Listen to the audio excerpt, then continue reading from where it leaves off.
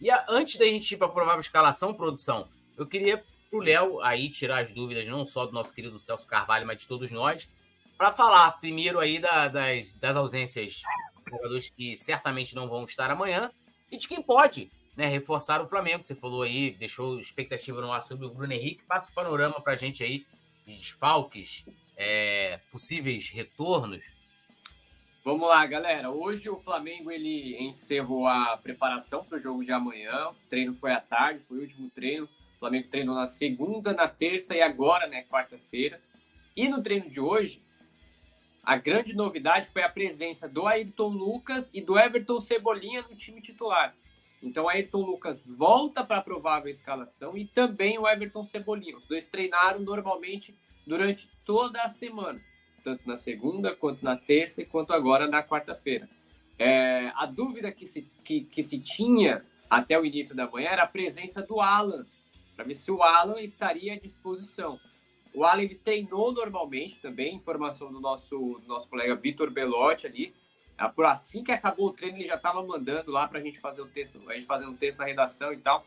O Vitor trouxe que o Alan treinou normalmente também e vai ser relacionado, mas o Alan não está na provável escalação que a gente vai trazer daqui a pouco. Então, as baixas que o Flamengo tem para amanhã são Fabrício Bruno, suspenso, Igor Jesus, machucado ainda, tá no departamento médico, já está cortado do jogo de amanhã, e também o Carlinhos, que está no processo de transição, depois de ele fazer o trabalho de reequilíbrio muscular. Então, a princípio, o Flamengo tem esses 3 desfalques para o jogo de amanhã. Túlio, Yuri e Nação Rubro-Negra. E o nosso colega que perguntou, né? Eu esqueci o nome Celso dele. Carvalho. Celso Carvalho. Então aí tá. 3 desfalques, Celso. Fabrício Bruno, Carlinhos e Igor Jesus. Os 3. Então tá aí. Agora e o Tite volta, né? E o Tite volta pro comando. Volta, né? Cadê a produção? Provável escalação do Mengão aí, pra gente começar a debater sobre essa. Então vamos lá, né? Rossi, Wesley, Davi, Então, Luiz... Calma. Oi. Calma. Hoje a produção tá tirando onda, hein? Pô, não produção queria... Tá... Você pediu, ela... Se eu chegar aqui e pedir, pô, quero o nave espacial aqui, ele bota. Pô, o negócio... Porque antigamente, eu tenho 2 passagens no Coluna, né? Aí na primeira a gente tinha muito... Agora a gente voltou, né? A gente tem colunas semanais também. E os caras chegavam assim pro Yuri Reis, o Yuri Sobral, o Yuri Reis, Yuri também, é Sobral. Aí pedia assim, Yuri, eu quero uma arte, porra, de um ET voando com naves explodindo. Os caras pediam um bagulho assim muito louco, né? Pra ele, assim. Eu falei, meu irmão, como é que você quer que eu faça isso? Que era pra ilustrar a coluna e tal. Os caras queriam um negócio assim, mirabolante. Eu lembrei disso aqui, falando de produção, que está voando. Produção dormiu bem ontem, dormiu bem. A produção deve estar dando aquela namorada, né? Sabe o que deixa pobre feliz, proletariado como nós? É 2 alegrias. Pagar quanto, você paga quanto, fica feliz, e quando você faz amor. Quando você faz amor, meu amigo. Irmão, você fica tranquilo. Eu já faço preventivamente, antes do jogo do Flamengo, para não ficar depois, né? Antes, eu chego no estúdio, Léo vê. Maracanã, chego. Eu não vejo, não. Não vejo, não. Chego sorridente. Por quê? Já vou antes executando os trabalhos. Ou sendo executado, né? Tem isso também. O Léo vê a minha felicidade, né, gente? Fica tranquilo. O Léo não é que ele vê eu lá no ato, né, da copulação. Mas, né, a minha felicidade pelo efeito do amor. O amor. Você viu o Léo Pereira? O homem transformou. Até viu, cara? Até artilheiro ele virou, né? Até gol de falta o cara tá fazendo. O cara se transformou no Zico, pô. O cara incorporou o Zico. Tu viu o texto que ela botou pra ele no Dia dos Namorados? Ela falou assim, eu que venho nos últimos tempos falando que eu sou uma mãe sozinha, que eu sou uma mulher sozinha. Pô, não. Eu tenho o Léo Pereira que cuida. Pô, meu irmão, botou o cara, aquilo ali, meu irmão, é a puta da moral, tá? Outro patamar. Ô, poeta, já dizia Fagner, né? O amor deixa marcas e não dá para apagar. E não dá pra pagar. Pô, você é um musicão, né, meu irmão? Pô, você aí tem uma versão da Elza Soares dessa música, que até toca naquele filme do... Esqueci agora o nome.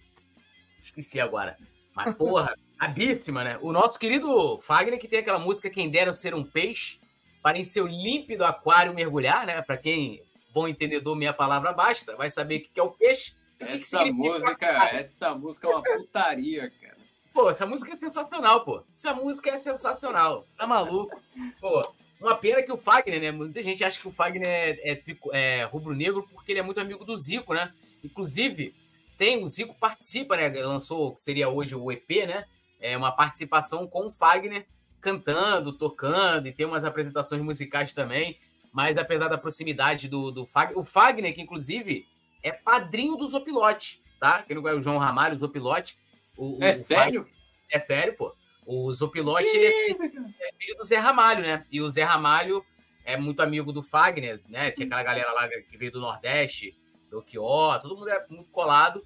E aí o Zé Ramalho deu, né, o nosso querido Zopilote para o Fagner batizar. Fagner que é tricolor. Inclusive, o Zopilote não pode falar. Ele conta, né, as histórias. Como é que é você lidar lá com teu padrinho tricolor e tal? Aí ele conta umas histórias, viajando lá com o Fagner por aí, né, dando um rolê com o padrinho dele. Então, Lisbela e o Prisioneiro, lembrou agora o nosso querido Marcelo Martins, sempre antenado. O professor é brabo demais, né?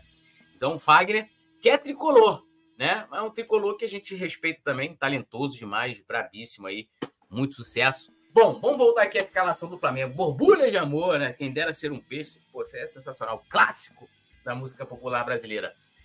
Rossi, Wesley, Davi Luiz, Léo Pereira e Ayrton Lucas. Léo Ortiz permanecendo ali, né, como volante, Gerson e o nosso querido Lohan, Luiz Araújo, Cebolinha e Pedro. Repetindo, Rossi, Wesley, Davi Luiz, Léo Pereira e Ayrton Lucas, Ortiz, Gerson, Lohan, Luiz Araújo, Cebolinha e Pedro. Querido Yuri, o que você achou aí da escalação? Curtiu? O Léo Ortiz permanece ali, não tem ainda muitas opções aí. O Tite, né, ele vai sair arriscando mesmo com os retornos, né, aí do nosso querido Alan. Ele vai permanecer com o Ortiz e o Gerson permanecendo ali no meio campo como o segundo homem do meio. É o melhor que a gente tem, né, pro momento. Acho que não é válido, não é correto você arriscar o Alan, né, ainda mais voltando de lesão e com o histórico de lesão que ele tem, né, e o Léo Ortiz está até jogando, né, ok, ele já fazia essa função algumas vezes no Bragantino. O Gerson, eu não tenho minhas ressalvas quando ele joga no meio de campo, né, pela aquela questão dele não correr muito atrás da bola, dele caminhar às vezes no meio de campo, mas até que ele tem me surpreendido nas atuações, né, o Lohan, né, como aquele meia criador ali, para tentar suprir a falta do Arrascaeta, né, que aí é outro problema, né, que eu acho que até a diretoria deveria focar nessa contratação pontual de um meia criador, né, e o ataque é isso aí, Luiz Araújo, Pedro, Cebolinha, a volta do Cebolinha, né, pode facilitar ainda o número de gols que o Pedro pode fazer, né, como a Mônica já trouxe algumas vezes, né, sobre essa questão do Cebolinha ajudar o Pedro e vice-versa. Essa dupla aí tá fazendo muita história. Então, eu acho que é o melhor que a gente tem, né, tomadas ressalvas em relação à questão do Wesley também, né, defensivamente, muito afobado algumas vezes, mas fora isso, é o time ideal, né, é a base. Lembro até que vocês falaram que, será que o Tite vai botar um 4-4-2, vai jogar com 3 zagueiros? Não, ele manteve a base. Então, isso é muito bom, né? Porque quando um falta, o outro já sabe mais ou menos o que deve fazer ali, para a engrenagem do time continuar rodando. E aí, Léo? O time, inclusive, tá tendo esse dado, né? O Pedro, quando ele não está, né, junto com o Cebolinha, ele tem mais dificuldade de marcar. O Cebolinha meio que é a pedra da sorte ali, falando da sorte assim, de zoeira, né? Mas é um cara que talvez facilite muito mais ao Pedro para marcar. E a gente tem a manutenção aí, vai praticamente a mesma equipe que exceção Ayrton Lucas, né? Que volta ali pro time. E a entrada direta. Não, o Luiz Araújo já jogou a última como titular. Aliás, na verdade, o retorno do Cebolinha. Mas quero saber aí a sua opinião sobre essa provável escalação. O Everton Cebolinha, ele é a cebolinha do tempero do Pedro. Não tem jeito. Os dois, inclusive, naquele momento negativo do Flamengo, que o Flamengo ficou 3 jogos sem perder, foi justamente quando o Flamengo não tinha o Everton Cebolinha. quando o Flamengo não tinha o tempero, né? Quando o Flamengo estava sem Cebolinha, estava sem tempero, o Pedro falou que não conseguia fazer gol e não fazia gol. Mas a gente vai falar isso aí depois. Essa provável escalação do Flamengo, ela, como o Yuri falou, de uma forma perfeita. O Tite vem mantendo a base. Quando você perde um jogador de posição X, chega outro jogador para ocupar a posição X. Não é que vai mudar. O São Paulo ele tinha muito, né? Não estou dizendo que é certo ou que é errado, mas assim, são estilos diferentes. O Tite ele preza muito mais por essa questão de base. Então, sem contar com o Fabrício Bruno, o que faz?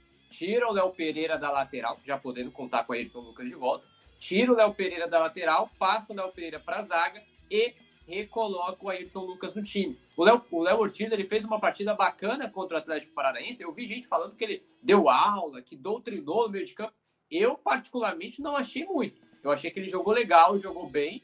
Não achei, assim, nada de extraordinário, mas ele fez uma partida legal, bacana e segura.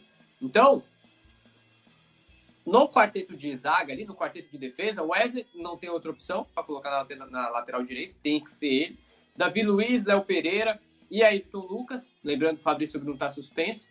Na volância, o Léo Ortiz tinha a dúvida se o Alan poderia preencher esse lugar aí de primeiro volante. Só que como o Alan não joga há dois jogos, e ele fez o primeiro treino com o elenco ontem, ficaria muito em cima da hora para o Tite colocar o Alan já para começar a partida como titular. Então não é o perfil do Tite. O Tite sempre preza por um trabalho um pouquinho a mais. Talvez até no jogo do final de semana contra o Fluminense o Alan apareça no time titular.